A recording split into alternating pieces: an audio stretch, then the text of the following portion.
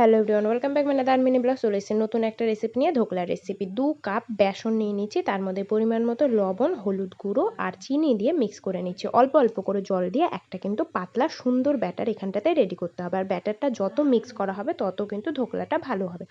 এখানটাতে ব্যাটারটা কিন্তু আমার রেডি হয়ে গেছে। পরিমাণ মতো খাবার সোডা দিয়ে আরও ভালো করে মিক্স করে এটা রেখে দিচ্ছি।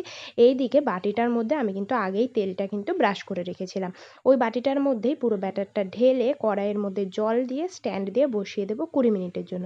20 মিনিট পর কিন্তু চলেও এসেছি। এই দেখো ধোকলা কিন্তু আমার পুরো রেডি হয়ে গেছে। থালায় ঢেলে আমি সুন্দর করে পিস পিস করে কেটে নিচ্ছি। কড়াইতে দিয়ে দিচ্ছি পরিমাণ মতো তেল, দিয়ে দেবো সর্ষে, লঙ্কা আর কারি পাতা। ফোড়নে দেওয়ার পরে দিয়ে দেবো এর মধ্যে জল দিয়ে দিচ্ছি পরিমাণ মতো চিনি। শিরাটা ফুটে আসলেই নামিয়ে দেবো ধোকলার মধ্যে। রেডি আমাদের কিন্তু ধোকলা। অবশ্যই বাড়িতে ট্রাই করো, খেয়ে কিন্তু জানিও কেমন হয়েছে। ভিডিওটা ভালো লাগলে চ্যানেলটিকে সাবস্ক্রাইব করে লাইক কমেন্ট শেয়ার করো। Thank you.